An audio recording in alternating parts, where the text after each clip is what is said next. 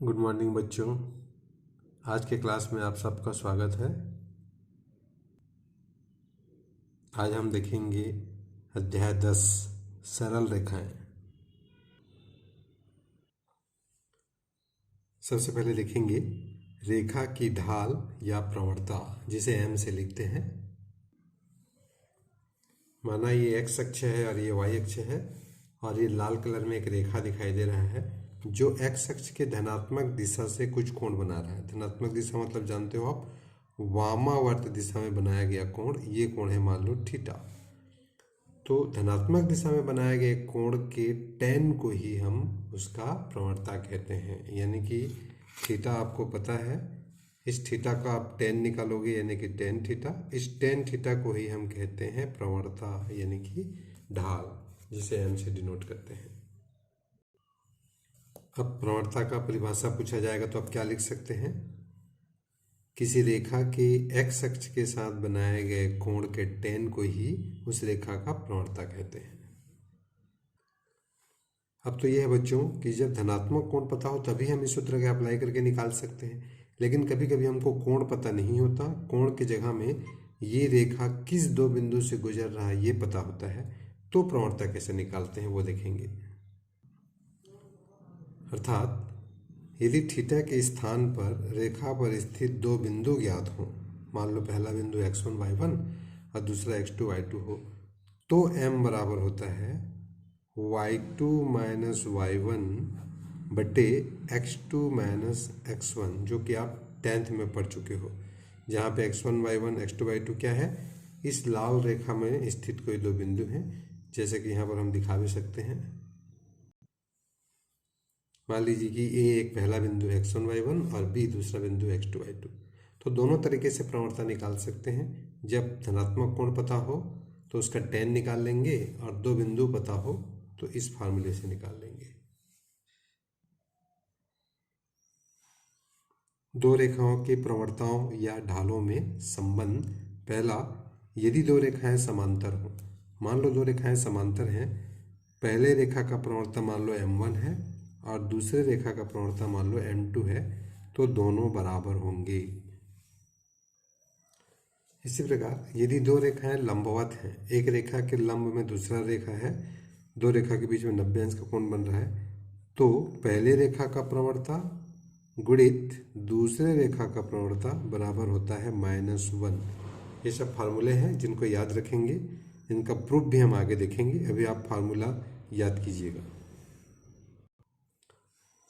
दो रेखाओं के बीच का कोण, मान लो कोई दो रेखा हैं तो उनके बीच का कोण कितना होगा यदि उनका प्रवणता पता हो, तो ये होता है tan थीटा बराबर, जहाँ थीटा क्या है, उन दोनों रेखाओं के बीच का कोण है, तो उसका जो हम निकालेंगे tan।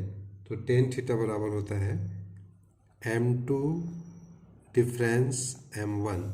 यहाँ पर माइनस चिन्ह नहीं है, डिफरेंस का चिन्ह, मतलब बड़ा m2 है तो m2 माइनस m1 और बड़ा m1 है तो m1 माइनस m2 लिखेंगे, upon 1 plus m1 into m2।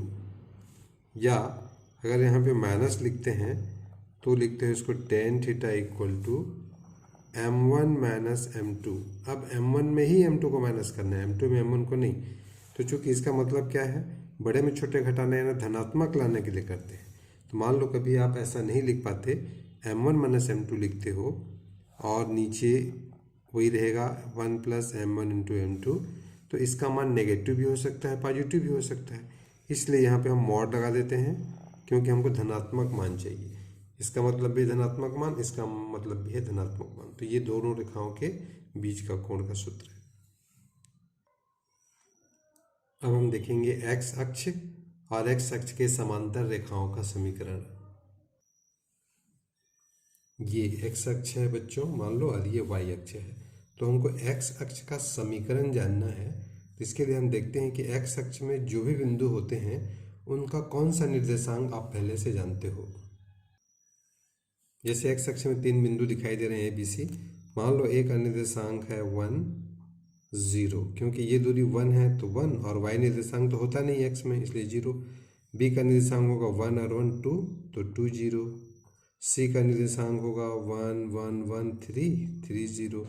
इस प्रकार से एक्स अक्ष में कोई भी बिंदु ले लो, उसका कौन सा फिक्स होता है, वाई अक्ष फिक्स होता है, वाई निर्देशांक फिक्स होता है। इसका भी वाई निर्देशांक, इसका भी सबका जीरो, बस एक्स निर्देशांक बदलते रहता है। तो वाई निर्देशांक को हम कोटि भी कहते हैं, तो कोटि इसका फिक्स है जीरो, यानी कि वाई निर्देशांक जीरो। तो एक्स अक्ष का समीकरण हम बोलेंगे y इक्वल टू जीरो।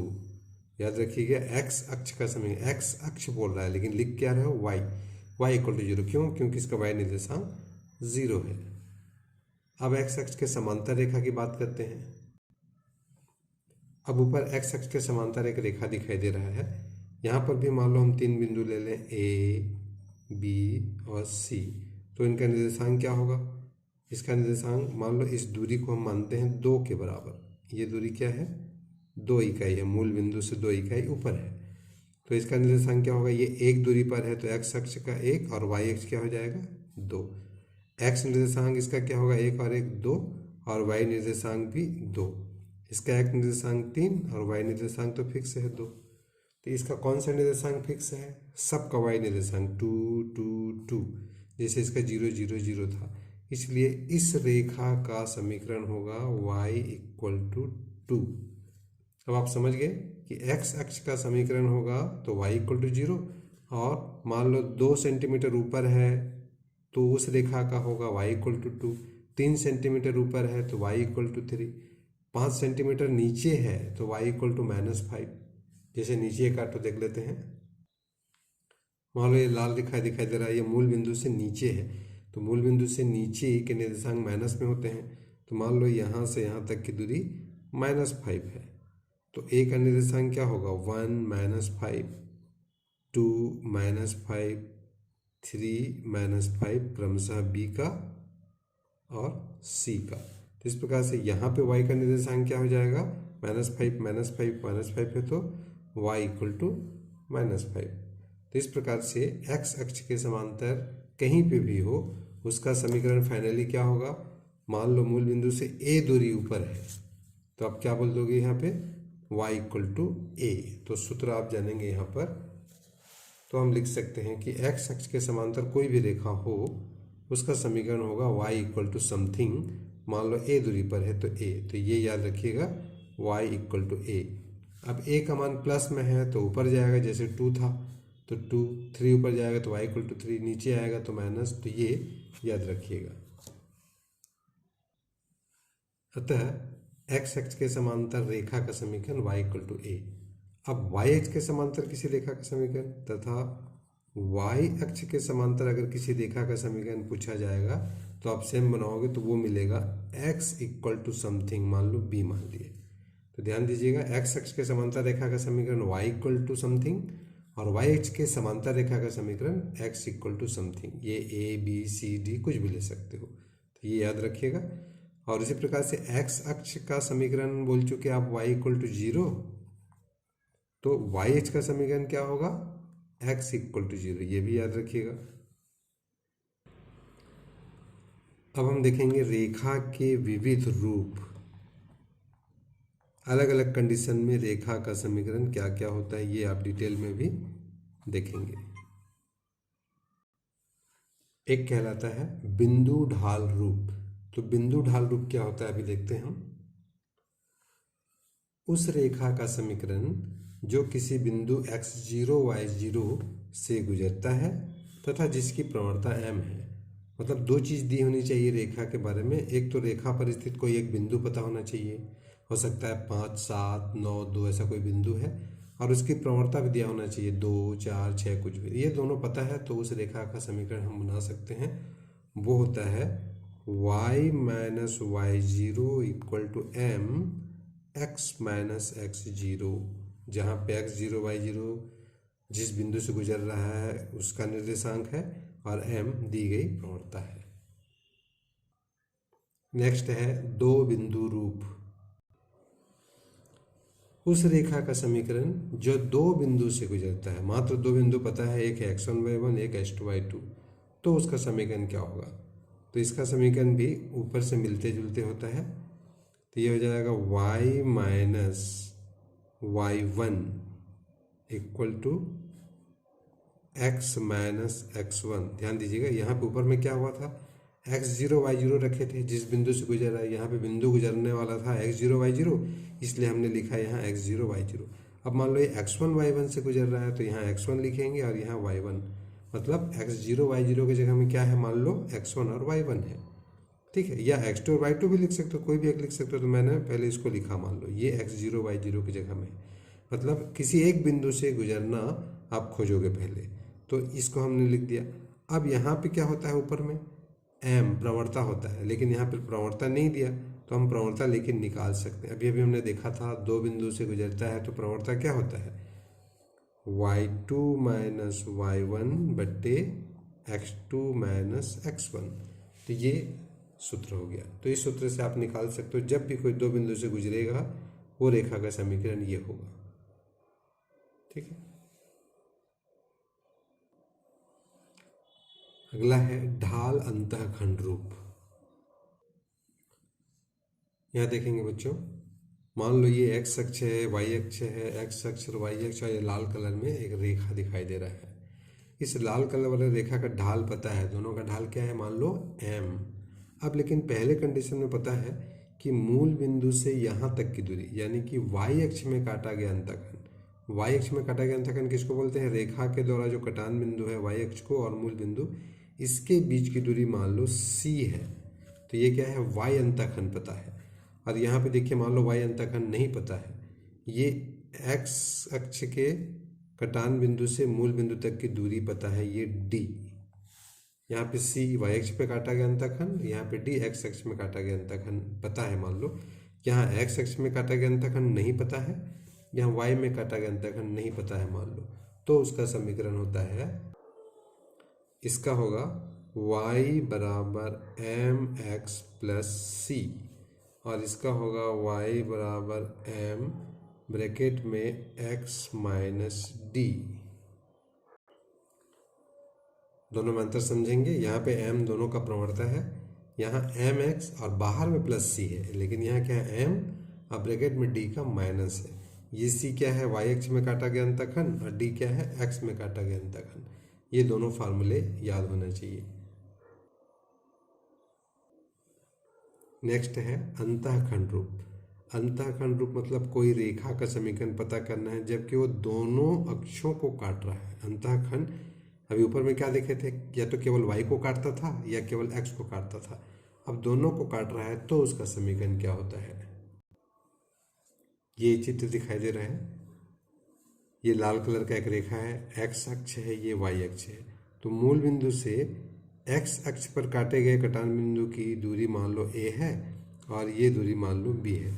तो दोनों अक्षों पे काटा गया अंतःखंड पता है, कोई रेखा दोनों अक्षों पे कितना कितना अंतःखंड काट रहा है, एक ये और एक b। तो उसका समीकरण होता है x अपॉन a, क्योंकि x अक्ष में a अंतःखंड काट रहा है, plus y upon b equal to 1। ये अंतःखंड रूप। अभिलंब रूप, एक चित्र दिखाई दे रहा है, मान लो एक रेखा है, x अक्ष y अक्ष आपको पता है। यहाँ पे दो चीज़ें मान लो पता है, एक इस मूल बिंदु से उस रेखा पर डाले गए लंब की लंबाई पता है मान लो p, और उस लंब का x के धनात्मक दिशा से बनाया गया कोण ओमेगा है मान लो। तो उसका समीकरण होता है x cos omega plus y sine omega equal to p। ये रेखा का अभिलंब रूप कहलाता है। नेक्स्ट है रेखा का व्यापक समीकरण। ये होता है ax plus b y plus c equal to 0।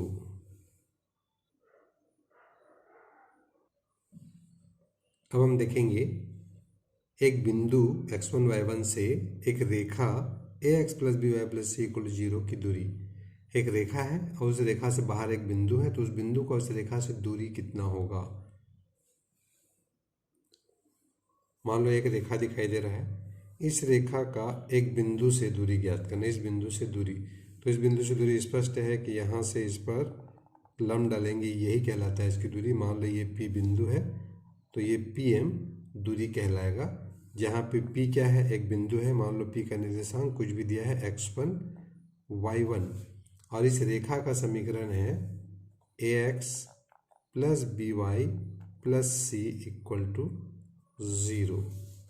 ये इस रेखा का समीकरण है। तो ये दूरी बराबर होता है,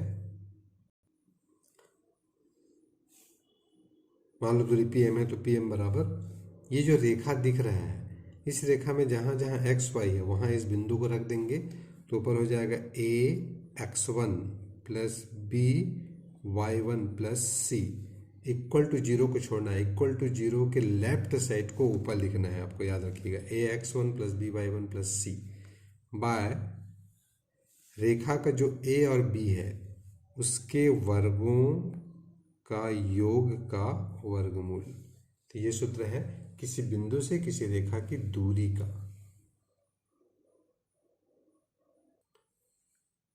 दो समांतर रेखाओं के बीच की दूरी, मान लो ये दो समांतर रेखाएं हैं, तो समांतर रेखा का समीकरण कैसा होता है, जैसे मान लो ये एक रेखा है ax plus by plus c equal to 0 व्यापक रूप में, और नीचे भी लिख दें ax plus by plus equal to 0।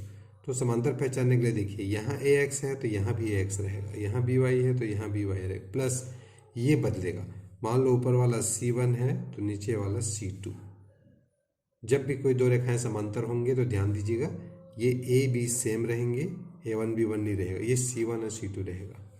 तो इनके बीच की दूरी बराबर होता है, यहाँ से c1 और c2 ले लेंगे तो c1 माइनस c2 का धनात्मक, यानी कि mod of c1 minus c2। हो सकता है c1 बड़ा हो c2 छोटा हो तो धन में आ जाएगा, और c1 छोटा हो c2 बड़ा हो तो ऋण में आएगा, इसलिए इसका मॉड का मतलब क्या है, धनात्मक बट्टे जो अभी लंबवत दूरी का सूत्र देखे थे a और b से, तो a square plus b square का रूट, ये दो समांतर रेखाओं के बीच की दूरी का सूत्र है। इस प्रकार बच्चों सरल रेखाओं में जितने सूत्र अप्लाई होना है सबको अभी देख लिए हम। 3 एक्सरसाइज हैं और विविध मिला के 4 एक्सरसाइज, चारों के लिए जितने सूत्र जरूरत पड़ता है वो देख लिए हैं। अब एक एक करके सबके एग्जाम्पल और एक्सरसाइज देखेंगे। अब पहले एक्सरसाइज के जस्ट ऊपर में 5 एग्जाम्पल दिए हुए हैं, वो आसानी से आपको समझ में आ जाएगा। हम प्रश्नवाली 10.1 के कुछ क्वेश्चन अभी करते हैं। जैसा कि एक पहला एग्जाम्पल है, आप बुक से देखें 10.1 का पहला प्रश्नवाली 10.1 पहला प्रश्नवाली का पहला क्वेश्चन देखें। कार्तीय तल में एक चतुर्भुज खींचिए। हमको एक चतुर्भुज खींचना है जिसके शीर्ष दिए गए हैं, ये चारों उसके शीर्ष हैं, और इसका क्षेत्रफल ज्ञात कीजिए। हम इसके चित्र बनाते हैं और इसका क्षेत्रफल निकालते हैं। ये 10.1 का पहला एक चतुर्भुज, जैसा भी आप रफली बना लेंगे ABCD, उनके निर्देशांक जो क्वेश्चन में दिया है उसको लिख लेते हैं। तो इस प्रकार ABCD के निर्देशांक जो भी दिए हैं उसको हमने लिख लिया। एक का जैसे -4 5 है, वैसे BCD का जो भी दिया है वो लिख लिया। अब इस चतुर्भुज का क्षेत्रफल आपको निकालने के लिए कहा गया है। इसके लिए हम इसको दो त्रिभुज में बांट देते हैं। यहाँ हमने एक लाल रेखा खींच करके इस त्रिभुज को दो भागों में बांट दिया, ये पहला भाग और ये दूसरा भाग। इन दोनों भागों का क्षेत्रफल निकाल के जोड़ देंगे तो आपको पूरे चतुर्भुज का क्षेत्रफल आ जाएगा। तो हम पहले इस ABC का क्षेत्रफल निकालते हैं। तो आप एक सूत्र जो 10th में था, शायद आप लोग के समय नहीं रहा होगा, तो सूत्र को बता रहा हूँ मैं। जब एक त्रिभुज के तीनों शीर्ष पता हो तो उस त्रिभुज का क्षेत्रफल कैसे निकालते हैं। आप त्रिभुज के क्षेत्रफल कई प्रकार से निकालना जानते हो, 1/2 आधार गुणित ऊंचाई, हेरो का सूत्र आदि से, लेकिन अभी हमको तीनों निर्देशांक पता है, मतलब तीनों शीर्ष के निर्देशांक पता है, तो त्रिभुज के क्षेत्रफल कैसे निकालते हैं ये देखेंगे। ये ABC त्रिभुज के तीनों शीर्ष के निर्देशांक हैं। पहले वाले को हम मान लेते हैं x1 y1, दूसरा बिंदु x2 y2, तीसरा बिंदु x3 y3। 3 बिंदु इस प्रकार से मान लिए। अब त्रिभुज के क्षेत्रफल का सूत्र लिख करके इन वैल्यू को यहाँ पुट करेंगे तो आपको क्षेत्रफल मिल जाएगा। तो त्रिभुज का क्षेत्रफल होता है, त्रिभुज के क्षेत्रफल का सूत्र होता है 1/2 कोष्टक में x1 बाहर x1 रहेगा, अंदर रहेगा y2 माइनस y3। याद करने के लिए देखिए, x में 1 है, बाहर में x रहेगा और अंदर में y रहेगा। तो x1 है तो 1 के बाद क्या आएगा 2 और 3, तो y2 माइनस y3। फिर x2, बाहर x2 कर दिए तो अंदर 2 के बाद 3 आता है तो y3 माइनस y1। फिर x3 y1 माइनस y2। इस प्रकार से याद करने के लिए इस क्रम में याद कीजिएगा। तो ये त्रिभुज का क्षेत्रफल है, इसमें अब दिए गए मान को रख दो तो आपको त्रिभुज का क्षेत्रफल मिल आएगा। यहाँ देखिए मान रखते हैं, x1 का मान दिख रहा है -4, तो यहाँ रख देंगे -4। y2 7, तो 7 माइनस y3 -5, और माइनस पहले से है तो +5। उसी प्रकार से बाकी सबका मान भी रख देते हैं। अब सबके वैल्यू पुट कर दिए, अब एक एक करके सॉल्व करते हैं। पहले 7 5 12, 12 चौक 48, ये हो गया -48। वैसे इन दोनों को भी सॉल्व करो तो 0 इंटू समथिंग है, मतलब बीच वाला तो 0 हो जाएगा और ये हो जाएगा -10। -48 से -10 हो गया -58। -58/2 कर लेंगे, और क्षेत्रफल ऋणात्मक में होता नहीं इसलिए ऋण को छोड़ देंगे। इस प्रकार बच्चों अभी हमने निकाला ABC का क्षेत्रफल, जैसा कि चित्र में देखिए इस ABC का क्षेत्रफल निकाल दिए। सेम आप ACD का भी निकाल लेंगे सेम फार्मूला से, और फिर दोनों को जोड़ देंगे तो आपको अभिष्ट चतुर्भुज का क्षेत्रफल मिल जाएगा। तो आगे जरूर कर लेंगे। अगला क्वेश्चन कह रहा है 10.1 का 5वां, रेखा की ढाल ज्ञात कीजिए। एक रेखा का ढाल निकालना है प्रवणता। कौन से रेखा का? जो मूल बिंदु और इन दोनों बिंदुओं को मिलाने वाली रेखा के मध्य बिंदु से गुजरती है। कोई भी रेखा दो बिंदु से गुजरती है, एक बोल रहा है मूल बिंदु से और दूसरा बिंदु क्या है, इन दोनों के मध्य बिंदु से। मतलब इन दोनों बिंदुओं का मध्य बिंदु पहले निकालना पड़ेगा और मूल बिंदु से जोड़ करके ढाल निकालना पड़ेगा। मान लो ये एक P बिंदु है और ये बी बिंदु दिया है कितना 8 और 0, ये 8 0। तो सबसे पहले इन दोनों बिंदुओं को मिलाने वाली रेखा का मध्य बिंदु निकालेंगे। तो मध्य बिंदु ठीक बीच में होगा, वो है मान लो C। ये P जो लग रहा है वो शायद A है, लग रहा है A कर लो इसको, AB। A और B दो बिंदु हैं, अब बीच का बिंदु मान लो C है। तो बीच का बिंदु कैसे निकालते हैं? जब दो बिंदु पता हो तो बीच का बिंदु निकालने के लिए x और x को जोड़ के आधा कर दो, y और y को जोड़ के आधा कर दो। तो जैसे इसका x निर्देशांक 0 है धन इसका x निर्देशांक 8 है, तो 0 धन 8/2 x निर्देशांक हो गया। x का आधा x निर्देशांक, y का आधा क्योंकि बीच में है तो -4 इसका y है 0/2। तो c का निर्देशांक क्या हो जाएगा 8/2 यानी कि 4, अरे ऋण 4/2 यानी ऋण 2। तो C का निर्देशांक मिल गया ये। अब आपको क्वेश्चन में क्या कहा गया है कि मूल बिंदु और इन दोनों बिंदुओं के बीच का बिंदु यानी 4 और ऋण 2 के ढाल को ज्ञात कीजिए, इन दोनों से जाने वाला। तो अब ढाल किसका निकालना है? मूल बिंदु यानी कि 0 0 और इन दोनों का मध्य बिंदु यानी कि 4 और ऋण 2 से जाने वाली रेखा का ढाल। तो ढाल का सूत्र आपको पता है y2 minus y1 upon x2 minus x1। Suppose ये x1 y1 है और ये x2 y2 है, तो y2 माइनस y1 यानी ऋण 2 ऋण 0 और x2 माइनस x1 यानी कि 4 माइनस 0, तो -2/4 यानी कि -1/2। ये हो गया ढाल। बस यही आपको पूछा गया था, छोटा सा क्वेश्चन। नेक्स्ट क्वेश्चन है 10.1 का 8वां, x का मान ज्ञात कीजिए जिसके लिए तीन बिंदु दिए हैं x -1 2 1 4 5, तीनों संरेख हैं। ये तीनों बिंदु संरेख हैं तो x कितना होगा ये निकालना है। मान लो एक रेखा है जिसमें तीन बिंदु संरेख हैं। A, सपोज ये A है, ये B है और ये C है, ये तीनों बिंदु इसमें हैं।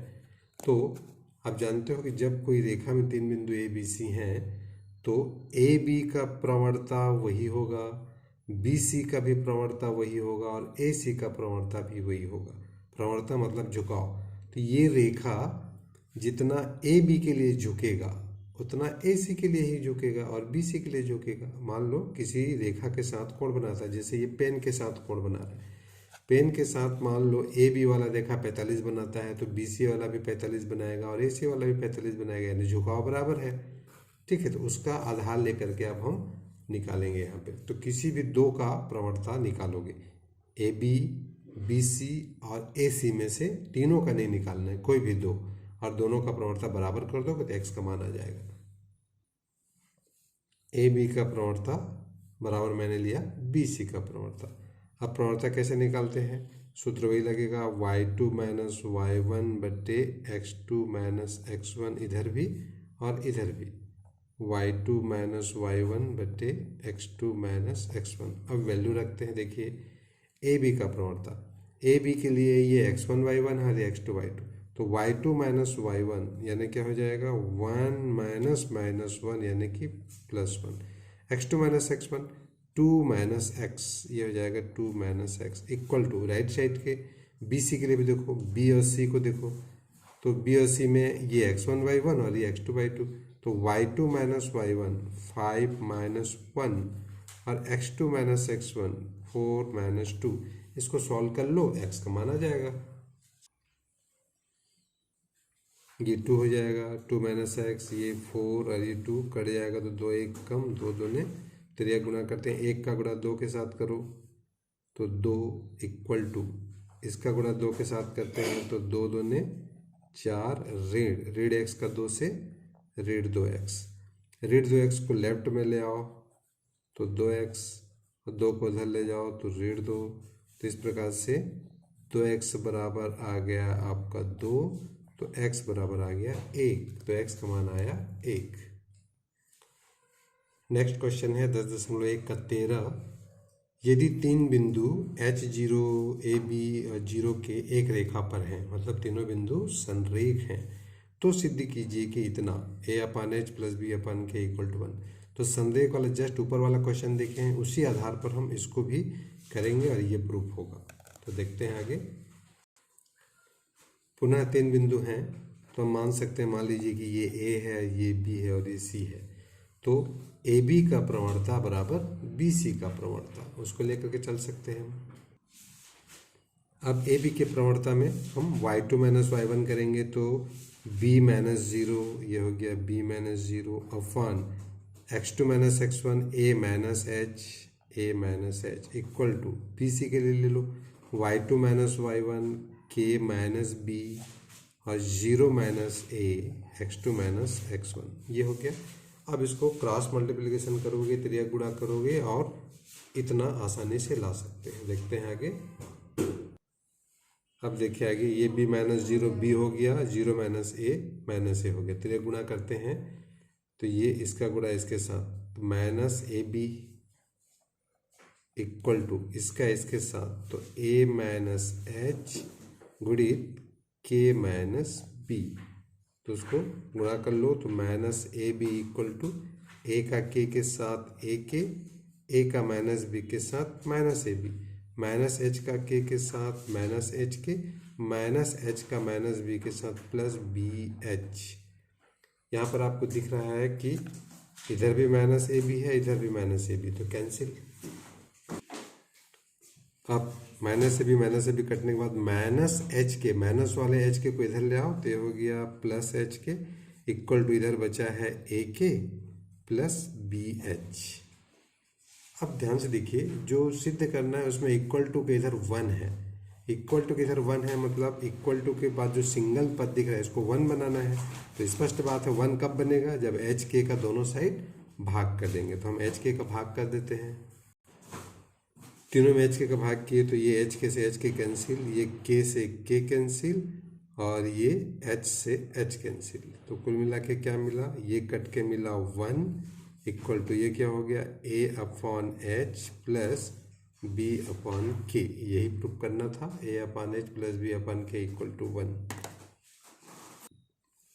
तो बच्चों इस एक्सरसाइज में 14 क्वेश्चन दिए हुए हैं, जिसमें अभी हमने 3 क्वेश्चन देखे और बाकी क्वेश्चन इनसे मिलते जुलते हैं। आप बनाइएगा, जो चीज़ें नहीं बनती हैं आप व्हाट्सएप पे क्वेश्चन करके या कॉल करके आप अपना डाउट क्लियर कर सकते हैं। तो आगे आशा है कि आप इस एक्सरसाइज को पूरा करेंगे। हम नेक्स्ट वीडियो में दूसरा एक्सरसाइज शुरू करेंगे। तब तक के लिए थैंक्स।